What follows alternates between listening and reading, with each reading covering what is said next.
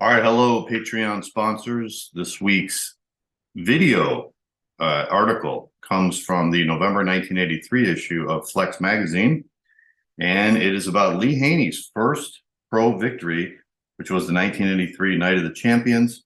And this is an article written by John Balick, who would go on to own Iron Man magazine, of course. And it says 1 point win gives Haney first pro victory. In emerging triumphant at the sixth Night of the Champions, Lee Haney is beginning to fulfill the promise he showed by winning both the 1982 NPC National Championships and the IFBB Heavyweight World Amateur title. Haney has served notice by his performance that he is a force in pro bodybuilding, though he did so while exhibiting some rough edges in his presentation. I felt the judging was reasonable with a 1 point final difference between Haney and Greg DeFaro, but it could have gone either way. The details of the competitive confrontation between Haney and DeFaro point out many of the tough judging decisions that must be made at this level of competition. Haney is tall, heavily muscled, with excellent overall proportion. He is not nearly as lean or cut and separated as DeFaro. The upper bodies are comparably cut, but DeFaro's legs are far superior in the definition department. Haney's structure is more pleasing, more classical. On the other hand, DeFaro has developed a strong stage persona, and his free posing brought the standing room only crowd to a crescendo of exciting frenzy that no other competitor achieved. He has not always been such a strong performer, but he has the intelligence to have analyzed his physique and its presentation and taken the steps necessary to make progress. DeFaro told me that Samir Bannout, who is known as a very accomplished poser, helped him smooth out his routine and work out the details of his hand-arm positions and transitions. Haney is another story entirely. His music doesn't have anything to do with the rhythm and content of his posing. It is background and not the integrated whole that it must be to make the presentation truly effective. I don't want to be too hard on Lee because he really is a novice in the pro ranks. However, in watching his routine of partially executed poses, a great deal of detail is missing. The mind tends to fill in the blanks, but the film doesn't, and that tells the story. Lee has the physique potential to be a Mr. Olympia. Time will tell if he has the will to transform his lethargic stage performance into one worthy of his great physical stature. DeFaro has taken what was once just a collection of a few good body parts and some only so-so, and through persistence has emerged as a complete pro with an emotion-laden routine that gets the job done. Overall, DeFaro was probably the leanest contestant at the show. His structural discontinuities remain, of course, but this man is a good lesson about not giving up, a mentally tough guy with a well-defined purpose and a plan to achieve it. Albert Beckles, Johnny Fuller, and John Torelli rounded out the top five. The places were easily interchangeable here, with three totally different types of physiques, a judge's nightmare. My opinion is that the point spread does not reflect the true closeness of the struggle for third, fourth, and fifth. Torelli, a newcomer on the IFBB pro scene, is an Italian living in Australia. Although just 23, he has a highly finished physique with a very elegant presentation. He was my choice for third place. I had Beckles fourth and Fuller fifth. Look at the photos of all three men. Beckles is intensely muscular with a great back. Fuller is well balanced except for the lats and has good muscularity. His right pectoral tear is disfiguring, yet I don't consider it any more of a deficiency than Beckles' much higher calves. Fuller is relatively narrow compared to the shoulder and waist differential of Torelli, the best spread of the bunch. Both Fuller and Beckles are more mature in their physical development and display more roundness, but Torelli is structurally more proportionate. Torelli and Fuller possess long muscle bellies in contrast to the short, high muscles of Beckles.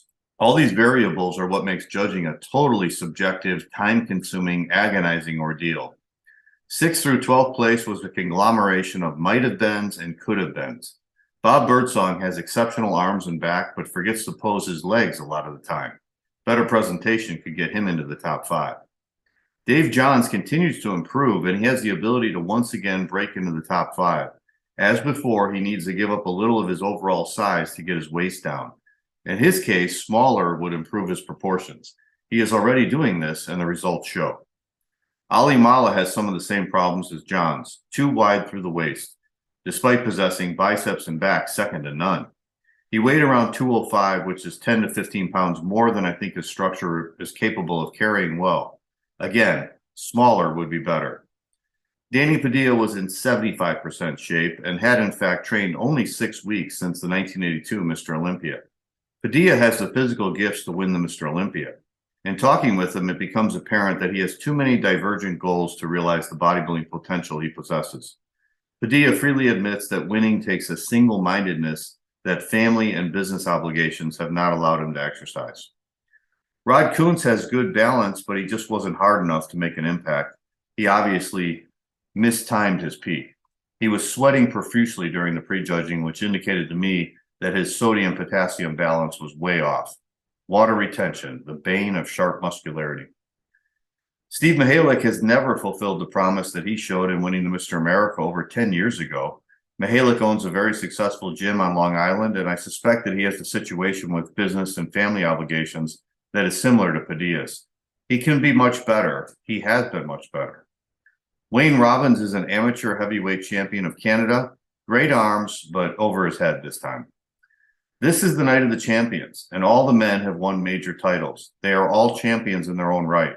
The purpose of any analysis or criticism is to improve the sport.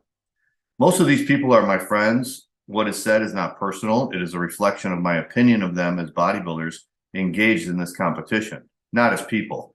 We must get away from the "you criticize my physique, you criticize me" syndrome. The body as a competitive tool is separate from the person. The Night of the Champions has been traditionally second only to the Mr. Olympia as the pro show of the year.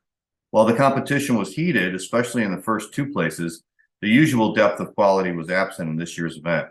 The promoters did everything possible to get a top lineup, but some of the pros have become less than professional with their disregard of commitments.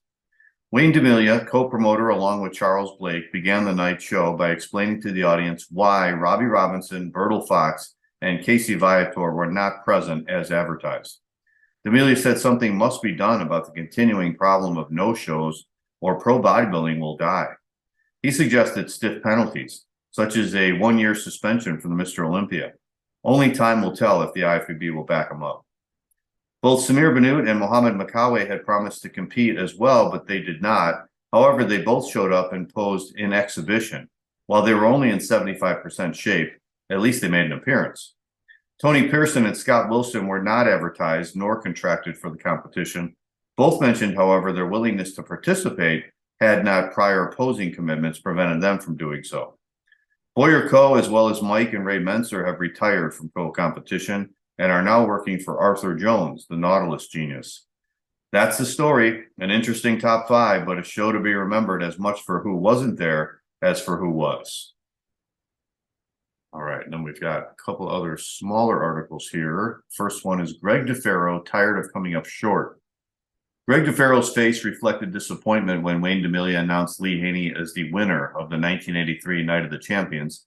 Not that Greg was a bad sport about it. You could see he was upset, yet he did his best to control his feelings. It was just that this is, as far as he could see, was the second time in a row. I feel I should have won the Pro World Championship in Atlantic City, Greg said later. Everyone I talked to says the same thing. I also feel I was the best at the Night of the Champions. Greg was in great shape in Atlantic City, and he feels he was in better shape in New York. Moreover, he had worked very hard to bring up his round 3 score by developing a new posing routine. Samir Bannout worked with me for 2 days, 2 hours a day, helping me to work out a routine that fit the music and showed off my physique at its best. Samir is very astute in this area, and his help allowed me to improve my posing a great deal. In the past, Greg has been accused of having a physique that lacks certain aesthetic qualities, but this, he feels, is not what hurts him at present. I have been more consistent in my training this last year, more aware of my diet, and more careful of my use of anabolics. That's how I got into such great shape for these shows. Also, I've improved my posing routine, and I no longer have that as a weakness. So why are the judges still not picking me to win? From what I've been told, it may be simply that they don't find my stage manner. It may be simply that they find my stage manner intimidating, even though I don't mean it to be. Greg DeFaro takes his bodybuilding seriously, and on stage in rounds 1 and 2, he usually expresses this with a fairly severe, serious facial expression. He believes that many of the judges have mistaken this seriousness for hostility and have tended unconsciously to score him lower than they would have otherwise. I have learned to be much more expressive in round 3, and now I must learn to show more of my personality, to be more relaxed and pleasant in rounds 1 and 2. I'm a Gemini, and there really are two sides of my personality, one that's conservative and the other more outgoing. I need to bring the outgoing side when I'm on stage. Meanwhile, Greg will not allow disappointment to get in the way of his career. He is training for the Mr. Olympia and making plans for 1984. Not winning has not destroyed my motivation, he says. If my motivation had anything to do with how I've been judged in the past, particularly this year, I'd be in a hell of a lot of trouble. And this article is When the Circus Came to Town, written by Bill Dobbins. The Night of the Champions, promoter Wayne DeMilia assured me just a few weeks before the show, is more than just a contest. It is a theatrical event, the kind of thing we need if we want bodybuilding to continue to grow in popularity and attract a greater number of fans. The Night of the Champions, said one fan standing outside Town Hall waiting for the doors to open, is a circus. Certainly, if you're going to have a circus, New York is a good place to stage it. There are lots of people in Los Angeles, lots of strange ones too, but they have the courtesy to come at you a few at a time. But even the weirdest of the weird manage to remain mellow. Not in New York. They come at you in bunches, legions. They holler a lot. They play bullfighters with the traffic. Have you ever met anyone who actually got a jaywalking ticket in New York? And in traffic, everyone, particularly the taxi cabs, plays bumper cars with one another. New York welcomed Muhammad Makawe with open arms. As he registered at the hotel, somebody walked off with one of his bags, the one containing his posing trunks, music, and an international air ticket. Hello there, Muhammad. Good to see you. Maybe he let down his guard because he spent too much time in LA when it had been raining there. In LA, crooks don't work in the rain. When the weather's bad, the population doesn't bother to lock its doors. Wayne DeMilia, of course, thrives in the New York environment. If the Night of the Champions is a circus, he is the ringmaster, and sometimes the lion tamer. For example, a serious question arose as to whether many of the pros who had agreed to enter the show would actually do so. And Wayne worked frantically almost up to the last minute to give the audience the best lineup of talent he could manage. If a lion tamer uses a chair and a whip, Wayne does equally well with his telephone. In this case, he had the leverage of threat, being able to bar missing bodybuilders from this year's Mr. Olympia in Munich. After tallying a phone bill to break the state of Wyoming, Wayne got his point across and most of the pros showed up. A few were missing: Bertil Fox, Casey Viator, and Robbie Robinson.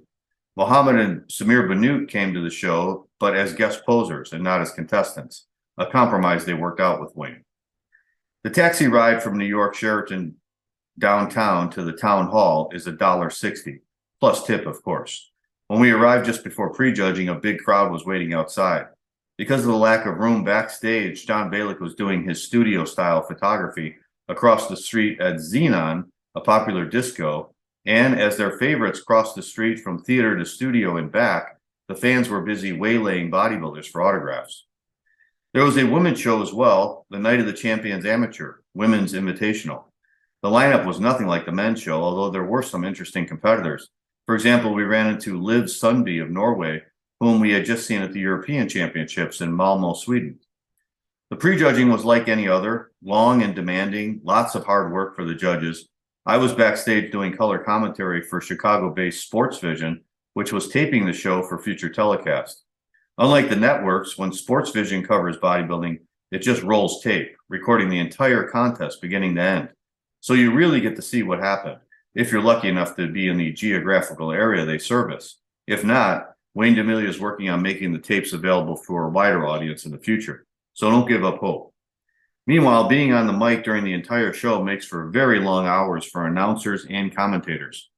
After prejudging, we had a couple hours to go back to the hotel to change and eat.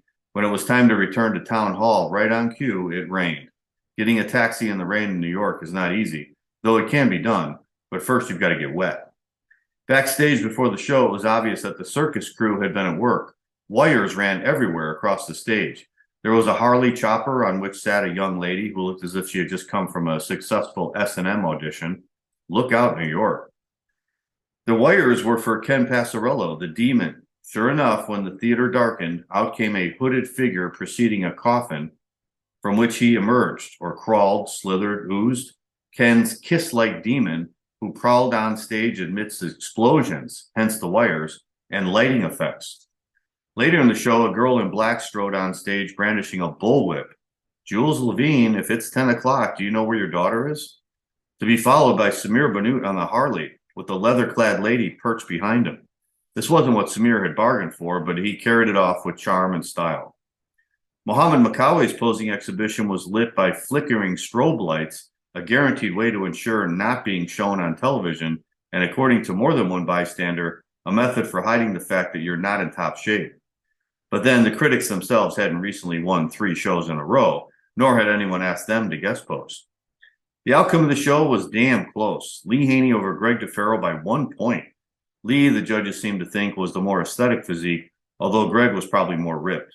But Haney, it seems, just 1 year out of the amateurs, as yet lacks the ability to pose and present himself in the manner that Greg has acquired through greater experience. At least that's what Lee admitted during a post-contest television interview. "I know I'm definitely going to have to work on my presentation if I have a chance at winning the Mr. Olympia," he said. He also admitted something else. He had just been married just a week earlier. His wife Shirley joined him on camera, bringing with her the plaque proclaiming him winner of the 1983 Night of the Champions. And one more article. Sponsors, God bless them. A bodybuilder, says IFBB President Ben Weider, can train for years developing a championship physique, and the IFBB can make rules and establish guidelines regulating competition, but we still aren't going to have contests unless somebody out there is willing to pay for them. The greatest financial risk of a competition falls on the contest promoter. He hires the hall, puts out the advertising, and in the case of a pro show, guarantees the prize money. Unfortunately, as a promoter, it's all too easy to take a financial bath. So promoters constantly seek protection for their investments. And one way they do this is through sponsors. Sponsors are a promoter's safety net, says Wayne D'Amelia. If you can involve some good sponsors, you can spend some more money ensuring that your show will be first rate, and you can take a lot less risk doing it. So the obvious course for the IFBB, NPC, and AFWB, all of whom would like to see bigger and better contests that offer more prize money, is to work hard recruiting first-rate sponsors, and then convincing them that an association with the rapidly growing sport of bodybuilding is a business asset. For the record, the sponsors who helped put on the 1983 Night of the Champions were PK Equipment Company, owned by Tom Kinney, Bath Beach Health Spas, owned by John Barbero, National Physique Center, owned by Bob and Jeanette Fuchs, the Dan Laurie Barbell Company, owned by Dan Laurie. Thanks, folks. And if we go over the score sheet here, we can see in round 1, which is the symmetry round, that Haney took first place with a score of 8. So he got 3 or 4 first place votes, a second place vote, a third place vote, and a fourth place vote. So Roger Schwab gave him 4th. Roberts, I don't know who Roberts is, he gave him 3rd. Dominic Serto and Dandro gave him 1st. John Colacione gave him 2nd, and Boslin and Katz gave him 1st. Second place in that round, looks like it went to Greg DeFaro, who got 2 first place votes, 3 second place votes, and 2 third place votes. He got a 10, and then Albert Beckles got a 15. So he was in 3rd place. Johnny Fuller got 17, so he was in 4th place. I'm looking for Torelli. Torelli got 28, so he wasn't even close. Round 2, the mandatory poses. Haney and Beckles both tied at 9.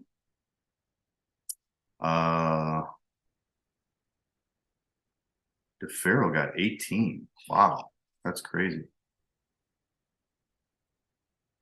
So Haney got 3 first place votes, and Haney got 3 first place votes, and Beckles got 3 first place votes.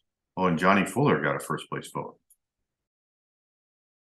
And DeFaro got a 2nd, a 3rd, 2 thirds, 3 fourths, and a 5th. Wow. Okay, round 3, the posing round, DeFaro got a 6. He got 5 first place votes and 2 second place votes, where Haney got no first place votes. He got 3 seconds, 3 thirds, and a 4th to score 13. And Beckles got 2 first place votes in the 3rd round. And he also got 2 4s, a second, and 2 3s. And then in the pose down, DeFaro got 5 first place votes, 2 seconds, and a third. Haney got 3 first place votes. Yeah, so it seems like the judges preferred DeFaro in the posing round for sure, and even in the pose down. So the final score was DeFaro got 41, Haney got 40. So it was 1 point. You want me to read anything else, any different contests or certain bodybuilders, just let me know and I will put it on the next one. Take care, guys. Thanks.